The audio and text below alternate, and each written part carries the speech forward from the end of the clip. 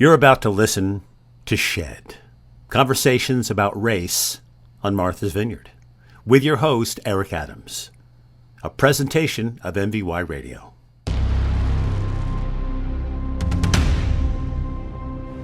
When Max Kenner was a 20-year-old undergraduate student at Bard College, he created a program that provides college education for incarcerated people in New York.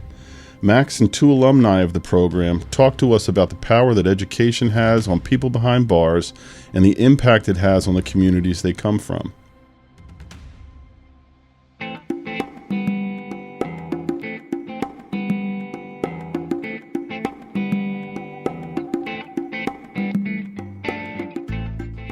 Hello, and welcome to Shed. Today we are fortunate to have on the podcast folks from the Bard Prison Initiative. Since 2001, the Bard Prison Initiative, or BPI, has created groundbreaking opportunities for college within America's prison systems. These programs transform the negative impacts of criminal punishment and create radical inroads of access and opportunity to higher learning. Today, BPI enrolls over 300 incarcerated students full-time in programs that culminate in associate and bachelor's degrees from Bard College. BPI students typically come from communities with the fewest quality educational opportunities and are among those that are the most impacted by the crisis of hyperpolicing and mass incarceration. Today we are thrilled to welcome to the podcast Executive Director Max Kenner, Senior Government Affairs Officer Daiwan Tatro, and Sean Young, Project Lead for Upstate Reentry and Capital Region Initiative. Gentlemen, welcome to Shed. Thank you for having us. Great to have you guys here. So to start out, Max, is it true that you developed this program when you were 19 years old as an undergraduate student at Bard? And if so, how in the world does something like that happen? First of all, Eric, thanks for having us. And it is true, I founded BPI while an undergraduate at Bard, which I attended. I was not quite 19 years old, so that isn't right, probably more like 20 or 21. But the way that happens is, I think, follows from a recognition, which I had at that time, but which frankly was not all that unusual among young people at that time, that our governments, state governments, the U.S. government, the federal government, was making unprecedented, extraordinary investments in punishment, in prisons, all through the 1990s in particular. And that investment came at the cost of young people. It came directly following from divestment in education. And it was crystal clear. I mean, tragically, so obvious, almost doesn't need to be said for people to understand it. It needs to be said to be clear, but everybody understand it. Those investments in prison target certain communities, communities of color, particularly young black men. So that realization that the crisis of what we now call mass incarceration, the term did not exist yet at the time, but the crisis of overinvestment in punishment at the cost of things that actually lead to good outcomes was a central part of our story, our generation in American life. And once you recognized as a college undergraduate that mass incarceration was a core part of the story of the time we were living in, it only took a little bit of research, a little bit of scratching the surface to recognize that there was something of real national significance that we could do. And that was because, unbeknownst to any of us at the time, there was a core relationship between prisons and colleges for at least 25 years, starting in the early 1970s, and a long history of genuine college opportunity in American prisons going back decades that was eviscerated with the crime bill of 1994. And so we set out first as undergraduates and then as a professional institution to have Bard play a central role in restoring college opportunity in American prisons. And we did that starting a pilot program in 2001, expanding over years and now decades. We're almost 25 years into this. Creating a full college that enrolls incarcerated students, women and men of all ages, in a college institution that spans the full breadth of liberal education, math, science, foreign language, history, anthropology, the arts, you name it, and hold students that are in prison to the same standards, same rigor, same ambition, same hope, same love that characterizes enrollment on the main campus. So that's what we set out to do, and we've been very lucky that we've been able to do most of what we set out to do, and here we are 25 years later. Wow. Impressive. I'm curious, though, Max, because there's a lot of 20-year-old kids that may have that recognition, may even care about the subject, but what do you think it is about you that enabled you to really dedicate your life in this way to this? I was extremely lucky in that I was at an institution, Bard College, that was receptive to this idea. So I don't think I'm the prime actor here. I think the institution was ready to do that. And I'll tell you, once I had sort of the idea, the concept that this might be possible, the main animating factor wasn't, wow, this is the thing to do with my life in a singular way. The animating factor was, I don't see a reason why this shouldn't work. Wow, that's simple. This is of national significance, and we can get this done. Let's go do it. Were you a kid who was raised with a strong sense of social or racial justice? I think the short answer to that is yes. Yeah, these are politics that I brought with me to college that when I went, based on who, our family friends were and are. But also I grew up in New York City in the 1980s and 90s and spent my high school years when, Rudy Giuliani was the mayor. And as much as all those politics targeted certain communities and people of color overwhelmingly, it was obvious everywhere you went in the city in those times. This was a big story. And I'll tell you, for me, leaving New York City and going to college, going to a liberal arts college, leaving the city, going 100 miles north to the Hudson Valley, to an institution that existed and was designed to make my life more fulfilling, to make my life richer, to create economic and intellectual opportunity for me and people like me, impacted me in a profound way. I was not a terrific student in any way before I went to college, and going to Bard, we always hesitate in the prison context to talk about transformation or rehabilitation or stuff that can be condescending. For me, going to Bard College was transformative, full stop.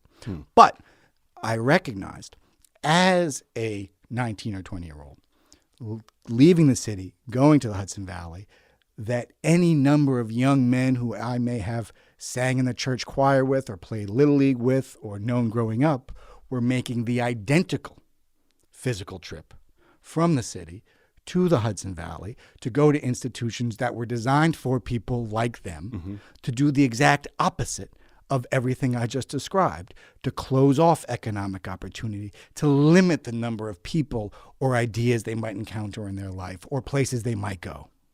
And that was very striking and suggested that there was a unique contribution that colleges could make. Not a total contribution, not to solve the problem, but a unique contribution that colleges, particularly rural colleges, could make in beginning to address the crisis that we now call mass incarceration. It's a huge act of allyship. Do you consider yourself an ally to the racial justice movement in this country? Sure. Yeah. Look, what I do with my career is try to build colleges in prisons. So it's not primarily political work, even though the work is politicized in all kinds of ways. But it's also quite conservative in some ways. We seek to build old-fashioned colleges that look a lot like colleges, classrooms, seminars, decades or centuries ago, right? But if we were to talk about our politics, being coalitional would definitely be at the center of that. And I'll tell you, when we talk about redressing some of the harm, some of the crimes, some of the horror of centuries of racial oppression in the United States. There's no best first step we could take in the United States, in my view, than creating tuition-free opportunity for the highest level, best kinds of education. And that's what we do at BPI. Why would that be? How could it not be? I don't know, but it seems like your success is obvious, but there's... I mean, how would we do that, or why would that be important? Why would that be? That's important because education, unlike a transfer of, say, money, right, is something that can't be taken away, right? For every leap that we've made of progress, emancipation, Reconstruction, the New Deal, Civil Rights Revolution, for every leap we've made over the last 150 years to begin to account for the things we need to account for on the score, we have almost immediately taken a leap backwards. That is, in many ways, what mass incarceration is. You can create all kinds of origin stories, but we know that somehow this is a reaction to the Civil Rights Revolution. In what we can argue about the details. In some way, this thing is a reaction to the Civil Rights Revolution.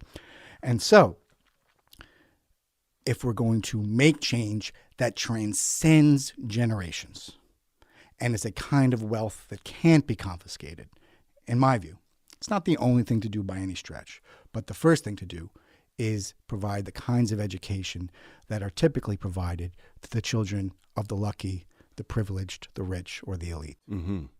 Can you talk a little bit about what were some of the challenging parts about getting this started? I mean, were there? I'm imagining there were a lot of barriers, a lot of hurdles to get over to get this moving. I don't want to hog the microphone here, but I would say working in jails and prisons are not easy. You don't go there to do something easy, so that's obviously hard. We are a tuition-free college that exists because people with no direct connection to our students feel a desire to help pay for it. So raising money, especially in the old days when we had no track record, was hard. But most of all, the biggest challenge wasn't the prison and wasn't the money. It was an invisible one.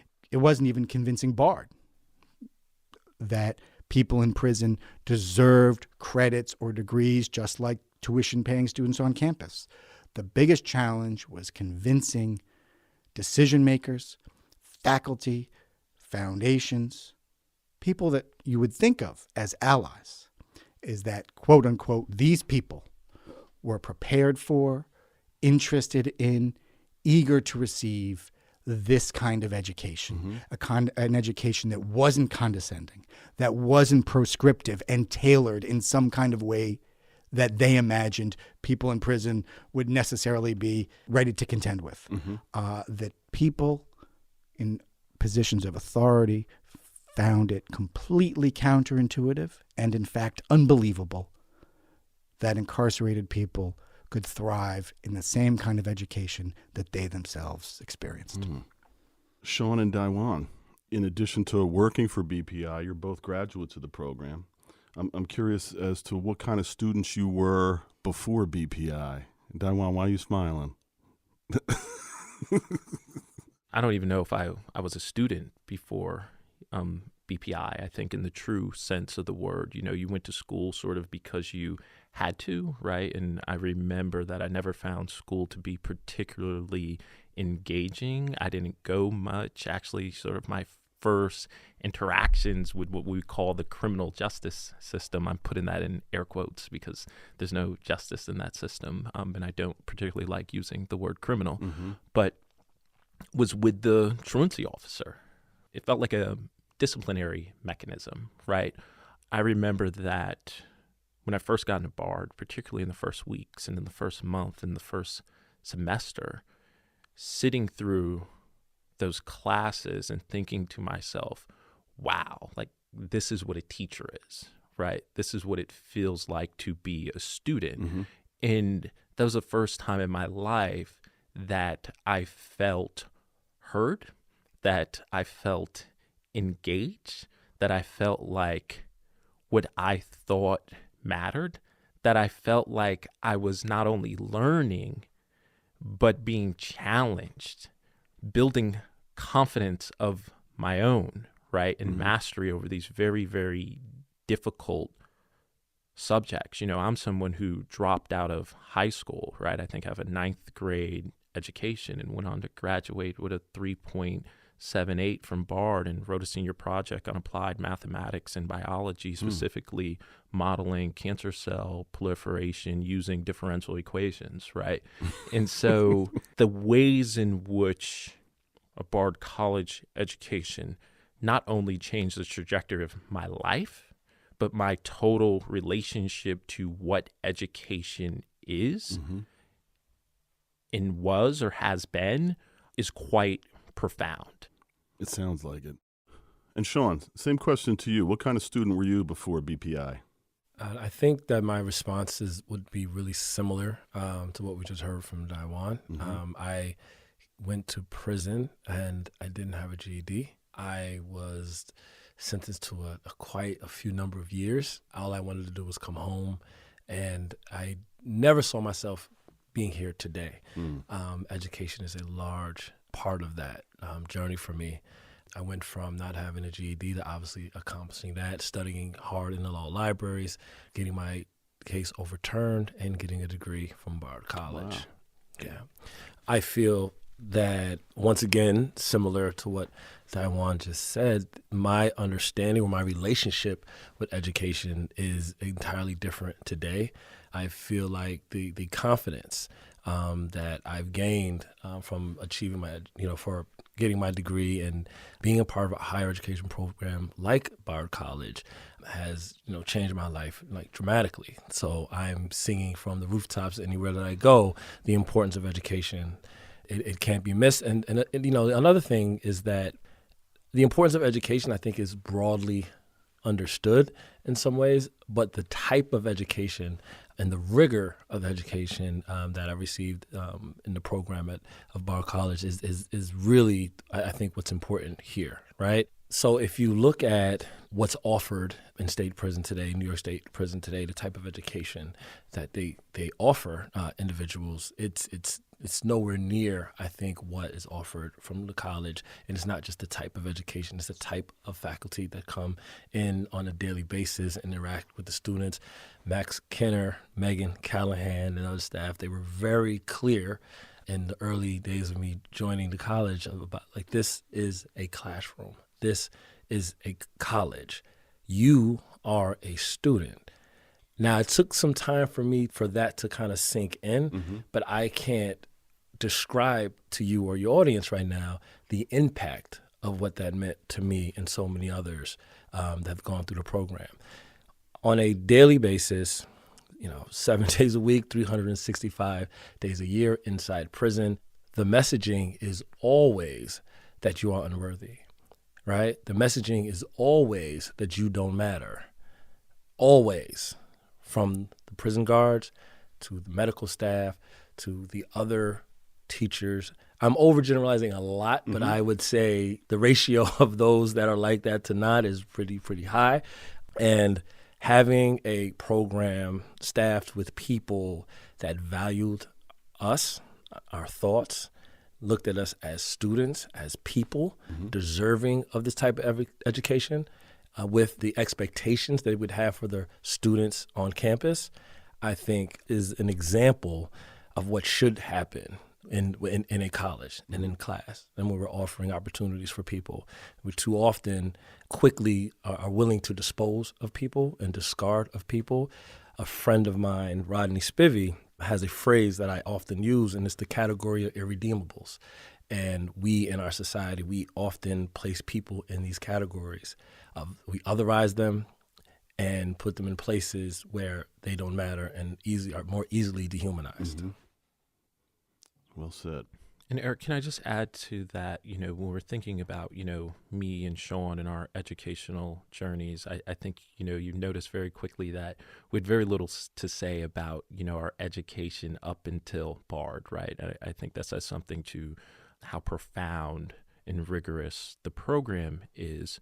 But I want to say that I think with respect to BPI students in general, we are talking about individuals who grew up in the poorest neighborhoods, who went to the worst schools. This is true of myself. And even in my public school years, I had some great teachers, right? But there was nothing they could do to help overcome sort of the circumstances or help me overcome the circumstances or the reality of my life, right? Living in a single parent household with 5 siblings, my father being addicted to drugs. That says something about what BPI has done and built, because this is a program that has done the total opposite, not only with respect to the education, but in terms of what the education is able to help people overcome, right? I overcame 12 years in prison. Sean, more time than that, right? And we can run through, the over 700 people with bar degrees and, over 1,000 people who've been to the program and sort of go through those success stories one after another. And so I point to that to say that, yes, this is a profound educational opportunity and program, but it is also one that is readily helping people like me overcome the challenges that you face when you walk out of prison, right? While you're in prison, all the things that the system and society throws at you. And so to Max's point, when he says, I think this is the most important thing we can do, we don't see that type of success or transformation with respect to other, for lack of a better phrase, interventions in the criminal justice space. It sounds like what you're describing is that you were reached in some way, not so much intellectually, but through caring and connection. Would you say that's true? I would. I think that it's on par, if not, more important, the type of care and value offered between people. That's a really interesting point about the type of education I had received up to that point. And when I look back in my own mind at high school, at junior high school and before, it's like there were some teachers that valued us and cared in some way, but they were up against this kind of culture and system that did not value us and care, right? So it connects kind of to what Max spoke to about this trip north out of New York City from these different groups, from different populations in New York, right? You have this journey to Bard College and other institutions that are preparing young people to take on the world, to live more fulfilling lives. And then you have the exact opposite, right, happening for other populations in the city, and it's going on for decades and decades. Another point that Max makes that's really, I think poignant now is that this should work.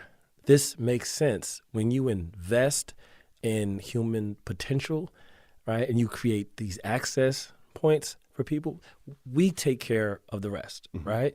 I like to think of the college and all its success, of course, starting with Max and the idea that we can get this done. But there's this type of co-creation, in a sense, between the faculty, Max, people that came in, the professors, and the students themselves, right? We are valuable, right? We can achieve this. And I think the experience is one that empowers and reveals that to people, right? I'd love to build off that for a second. Please. And Eric, I think on the one hand, I couldn't agree more with you that care and concern and love is central to our success. I also don't want to give the wrong impression.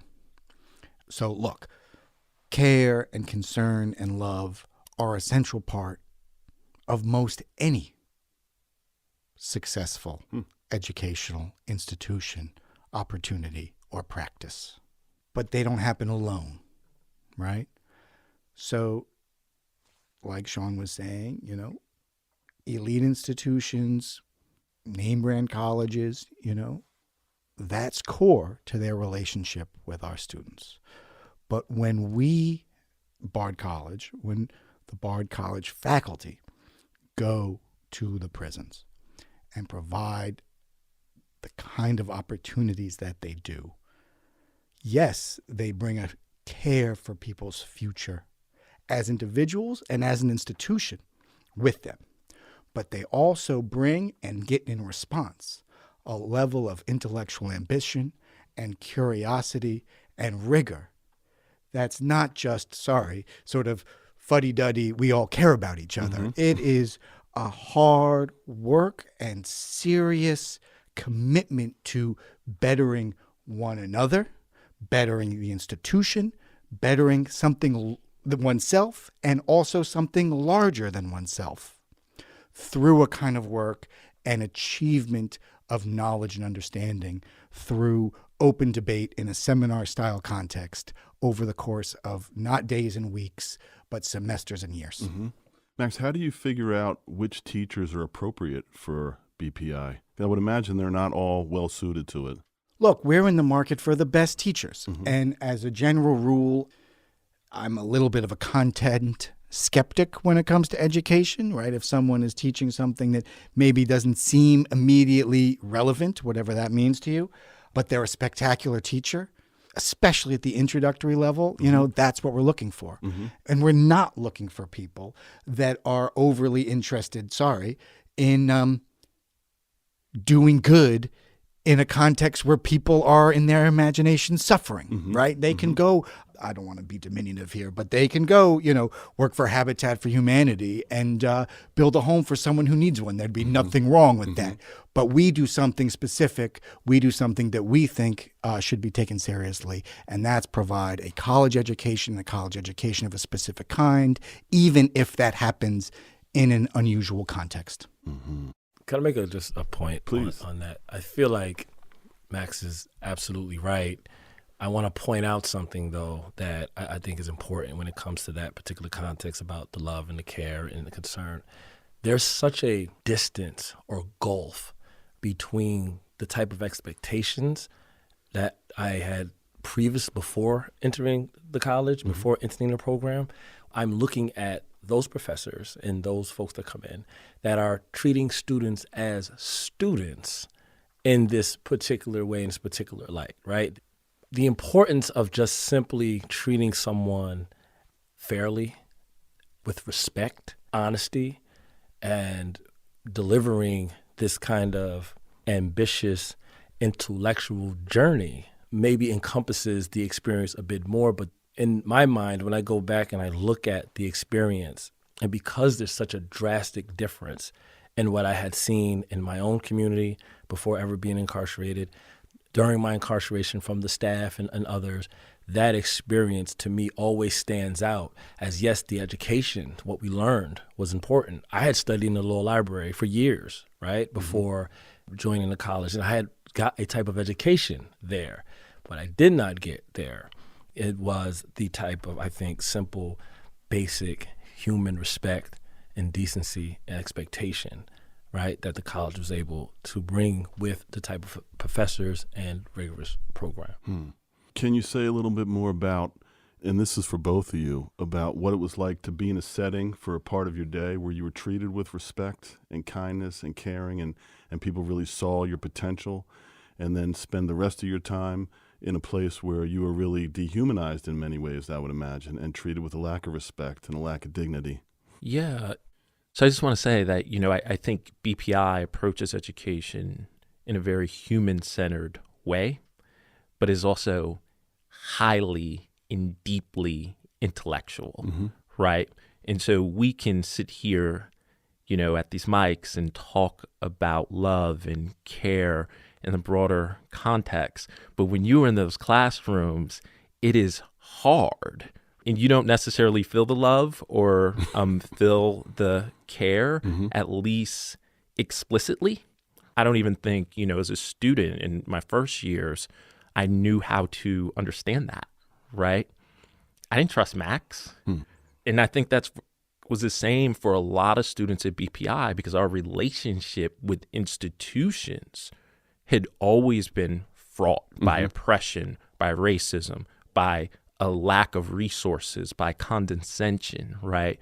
And so being in those classrooms, in having a professor say to you, like, hey, I'm here to teach this class.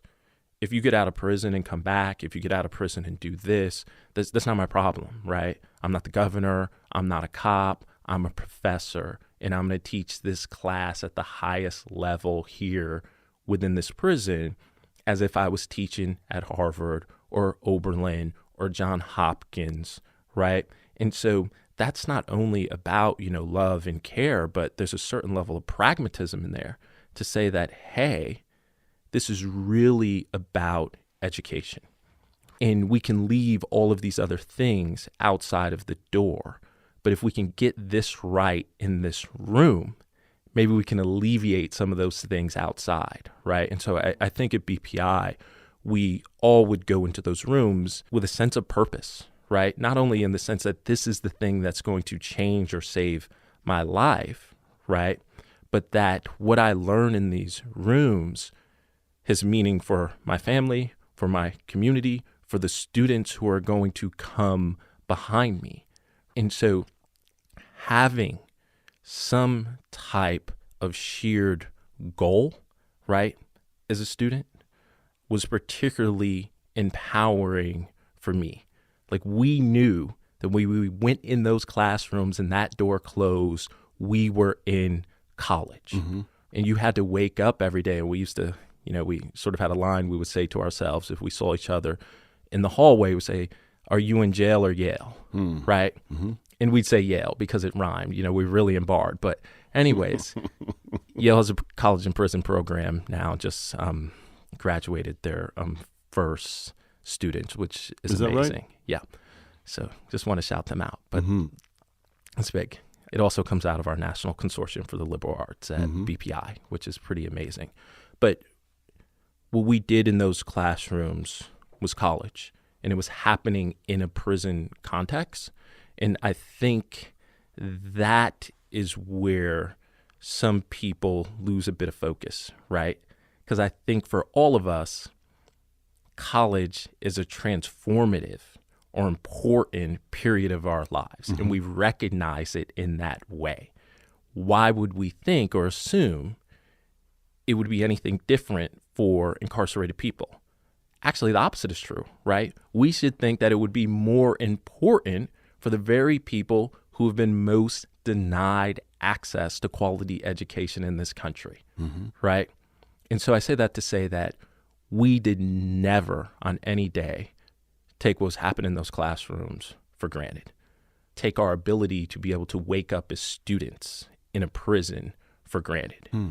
We walked in those classrooms with purpose and walked out of prison with purpose. And as alum are all over New York City and New York State, and in some cases the country, doing amazing things today. Like what? Man, like what? Wow. The chief of staff at the Bronx Defenders is a BPI alumni. Wow. Some of the individuals who led the Close Rikers campaign is a BPI alumni. I spent the 2022 election cycle as senior advisor of strategic outreach at the DCCC, the first formerly incarcerated person to ever serve there on the executive team. We have a BPI alum who oversees a racial justice and democracy program at the Open Society Foundations and has a $40 million budget. We have alum Alex Duran, who is the program officer for criminal justice at Galaxy Gives and oversees a $25 million yearly portfolio doing some of the most impactful justice movement work in the country. And I can go on, right? That's the short list, but that is nothing short of amazing and is not only a testament to the college, but to the students, right? A lot of people, again, can think of our work or BPI's work or Max's work as culminating in degrees. For us at BPI, for us in the alumni community, it's what people go out and do with those degrees. And I remember a friend of mine, Elias Beltran, he's amazing. We were in a meeting with potential donors in the prison who had came to see the program, and one of them asked Elias, hey, do you think you deserve this education? And he looked at them and he said, for me, it's not a question of desert. It's a question of what I'm going to do with it. He is in a PhD program for literature at Cornell and on the Dean's List today. That was part one of the Bard Prison Initiative, featuring Max Kenner, Daiwan Tatro, and Sean Young. If you liked it, you can listen to episode 2. In addition to you, the audience, we'd like to thank some of the folks who help us put this podcast together and bring it to you. Amy Schumer and Martha's Vineyard's own Chris Fisher. Dana Edelman for providing that funky music to start us and take us out. We'd like to thank Ray Whitaker for providing all the expertise behind the microphone. And of course, none of this would be possible and wouldn't have happened if Dana Nunes didn't stand up.